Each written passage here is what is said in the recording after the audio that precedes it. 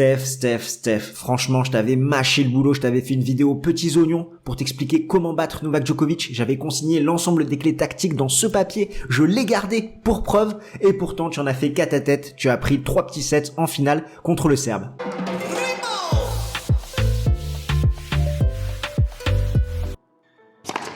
Novak Djokovic décroche la plus grande victoire de sa carrière, c'est ses mots, en s'imposant en finale contre Stefanos Tsitsipas 6-3, 7-6, 7-6. Le Serbe décroche sa décima à Melbourne, un 93e titre en carrière, un 22e titre en Grand Chelem, c'est doublement incroyable, vraiment bravo Novak Djokovic, quel champion après ce qui s'est passé il y a un an en 2022, lui qui a été sorti du territoire australien, qui est revenu, qui avait cet esprit revanchard et qui s'impose en perdant seulement un set au deuxième tour contre Enzo Couacaud, notre français, chapeau à notre petit français, et derrière il a été impérial en seconde semaine, et Tsitsipas, invaincu cette saison lui aussi, n'a rien pu faire. Joris avait prévu un match légendaire, j'avais pronostiqué Djokovic en 5-7, je me suis bien trompé, et finalement ce qui a été légendaire c'est l'ennui de cette finale, une victoire parfaite de Novak Djokovic en 3-7, Tsitsipas qui est passé un petit peu à côté de son événement face à un Serbe qui a eu un peu de nervosité, mais derrière avec son aura de champion, il a verrouillé cette rencontre dans les moments chauds comme souvent. Novak Djokovic dès le début de la rencontre va montrer que l'Open d'Australie c'est son territoire invaincu.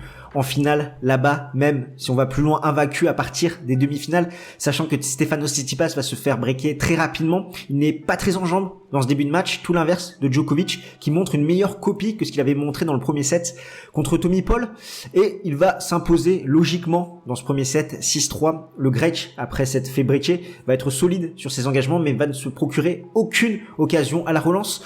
Le second set est un petit peu plus intéressant parce que c'est là vraiment que Tsitsipas va augmenter le curseur, va mettre un petit peu plus d'intensité, il va faire le jeu avec son coup droit, il va réussir à déplacer de façon latérale son adversaire en frappant très fort, beaucoup plus que dans le premier set. Côté revers, il va être solide, dès qu'il le pourra, il attaquera longue ligne et en se montrant toujours aussi irréprochable au service, et il va se procurer une balle de 7 à 5-4, sachant qu'il va être de plus en plus menaçant sur les services de Novak Djokovic avec ses retours bloqués, il va trouver de la profondeur à la relance, et sur cette fin de set, je trouve que le Grec aura été un peu trop conservateur. Il n'aura pas pris beaucoup de risques, il aura joué assez court côté coup droit, côté revers, en touchant des zones assez neutres au centre. Djokovic, qui n'était pas au mieux, n'en demandait pas tant, et finalement il a réussi à faire la différence. Le tie-break, les deux joueurs sont extrêmement nerveux, on sait que c'est un peu le tournant de cette rencontre, soit ça peut faire un set partout, soit ça fait 2-7-1 pour Novak Djokovic, et finalement ça va faire 2-7-1 pour le Serbe, sachant que le Grec ne va pas en profiter. Les deux joueurs vont commettre quelques fautes par-ci par-là, ça va être compliqué d'accorder leur violon, mais Djokovic, avec son expérience, son aura de champion, va vraiment faire la différence contre Stefanos Tsitsipas, qui n'a pas encore l'habitude de ces grands rendez-vous, sachant que c'était seulement sa deuxième finale en majeur. Dans le troisième set, le Grec break d'entrée, on se dit finale relancée. Non, je rigole. On se calme. On savait que Novak Djokovic allait être de plus en plus menaçant après, et ça a été le cas dès le deuxième jeu, sachant qu'il va débreaker d'entrée. Après sa pause de quelques minutes entre le deuxième et le troisième set, Novak Djokovic était un petit peu raide sur ses jambes, il se fait breaker un peu à froid, et derrière, Tsitsipas ne va pas réussir à convertir cette occasion. Les deux joueurs vont se porter jusqu'au tie-break qui va être totalement muselé par Novak Djokovic, incroyable dans les moments chauds, on le sait, c'est sa force, le champion serbe, et Tsitsipas qui peut s'en vouloir parce que je pense qu'il est passé à côté de son match, Clairement, on avait ciblé plusieurs points, la relance, le revers, le physique, le mental, également côté coup droit, avec ce coup droit court croisé, être puissant pour faire déjouer un petit peu Novak Djokovic. Finalement, il a eu tout faux le Grec. À la relance, finalement, il s'est procuré une occasion dans le second set, il a breaké une fois dans le troisième set.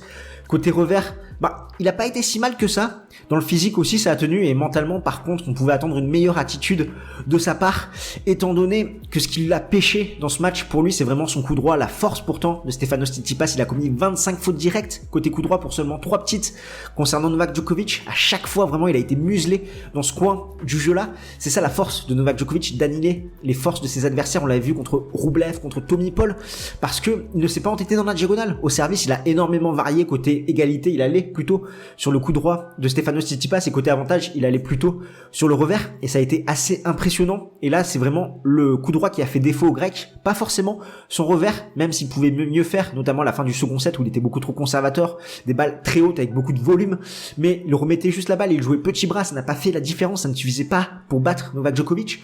Mais au-delà de ça, c'est vraiment son coup droit qui a pêché. En bout de course, il allait extrêmement tôt à la faute, il n'arrivait pas du tout à faire la différence, hormis en début de second set. Et Novak Djokovic, là où il est très fort, c'est qu'il appuie sur ça, il voit une faiblesse, il appuie, et il va museler son adversaire sur cette faiblesse et je pense que c'est vraiment le plus gros point faible de Tsitsipas dans cette finale. Parce qu'au niveau des statistiques, au niveau du service, c'est 15 aces pour Stefanos Tsitsipas, 7 pour Novak Djokovic, 65% de première balle pour le grec, 72% de réussite derrière et 51% sur sa seconde balle. C'est là que ça a été un petit peu plus compliqué. 66% pour Novak Djokovic, 82% de réussite derrière et 62% sur sa seconde balle. Donc lui, on voit vraiment que sur ses engagements, il faisait la différence. Le grec n'arrivait pas du tout à mettre en danger son adversaire avec ses retours bloqués où il trouvait un petit peu de profondeur, mais Djokovic arrivait parfaitement à mettre en place son service plus sain. Et sinon, si c'était côté coup droit, il allait très rapidement à la faute. 40 coups gagnants, 42 fautes directes pour Stefanos Tsitsipas, dont 25 en coup droit. Et côté Novak Djokovic, 36 coups gagnants pour 22 fautes directes. Donc lui qui a fait beaucoup moins de fautes, même s'il y a eu de la nervosité, tout n'a pas été irréprochable pour le Serbe, mais il s'impose quand même en 3-7 en perdant un seul set dans cette quinzaine. 12 sur 17 au filet pour le grec, 10 sur 15 pour le Serbe. Il va vraiment devoir bosser. Il y avait certaines volées qu'il avait juste à déposer. Il les mettait dans le filet. Donc voilà, il y a vraiment un gros travail à faire pour Stefanos Tsitsipas qui passe à côté de cette finale, ce qui n'avait pas été le cas à Roland-Garros 2021. À voir comment il va digérer ce match. C'est mieux de perdre en 3-7 que perdre en 5-7 en ayant mené 2-7 à rien.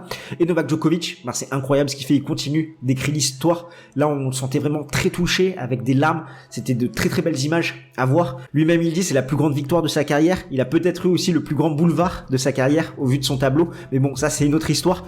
Il a été impérial tout au long de cette quinzaine malgré une petite raideur à l'ischio-jambier gauche. Là, son bandage avait vraiment diminué par rapport à cette finale. On l'a senti très bien dans ses déplacements et cette aura de champion qui a fait la différence.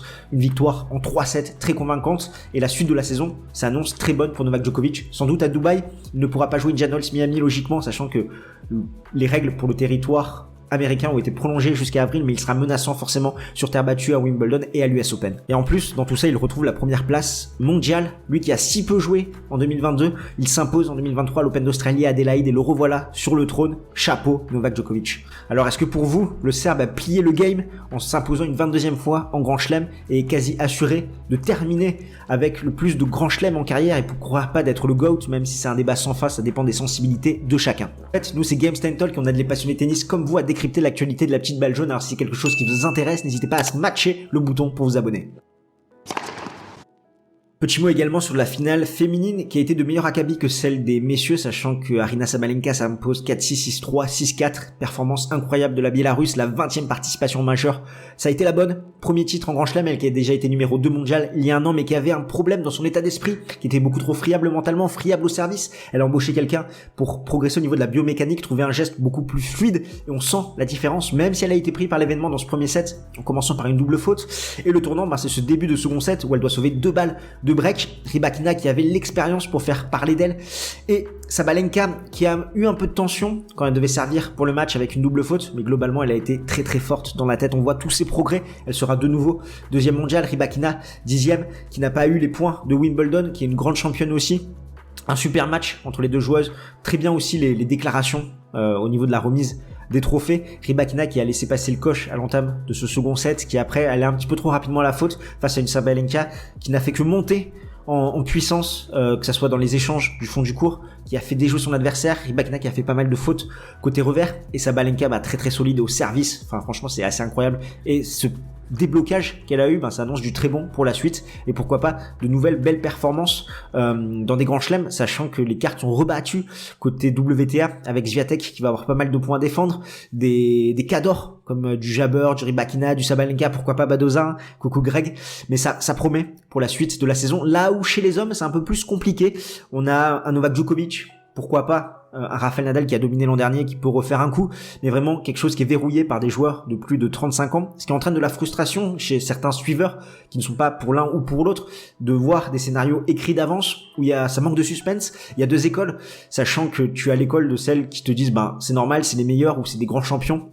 C'est incroyable ce qu'ils font et qui veulent du renouveau. Et l'autre école où, dans quelques années, je pense qu'on les regrettera parce qu'on aura des finales un petit peu comme celle de l'US Open 2020 avec des matchs décousus du 6-2, 1-6, 6-2 où il n'y a pas d'équilibre, il n'y a pas de nuance, donc c'est tout ou rien et c'est dur de trouver le juste milieu. Cette Open d'Australie touche à sa fin, une quinzaine décousus avec une première semaine intéressante, des matchs popcorn et derrière, finalement, ces contre-performances et surprises ont laissé place à des matchs à sens unique où les cadors se sont imposés et après en finale, Djokovic, Tsitsipas, c'est le meilleur des deux qui a décroché le trophée. Côté WTA, c'était un petit peu mieux au niveau du tournoi féminin je trouve en tout cas un grand merci pour cette quinzaine. On vient de finir notre live comment de la finale de l'Open d'Australie 2023 avec vous. C'était que du bonheur. On a passé une super matinée avec le café, les croissants. Donc vraiment, rien que pour ça, merci pour tous vos commentaires. Beaucoup de bienveillance, ça fait super plaisir. C'est grâce à vous qu'on se lève pour partager notre passion. On a passé le cap des 8000 abonnés. On croise les doigts pour avoir les 10K pour Roland Garros. Et merci à toute l'équipe. Robin qui fait un travail de fou sur Twitter. Il a fait un live tweet de grande qualité. Alex, Greg, Constant, Max, Josh, Omid également, tous ceux qui participent à ce beau projet, un grand merci. Je vous invite à aller voir le replay de notre live, sachant qu'à la fin on fait un top flop et un bilan de cette Open d'Australie qui a été compliqué, c'était dur de s'emballer sur cette seconde semaine par rapport à la quinzaine australienne et nous on se retrouve de l'autre côté de l'écran.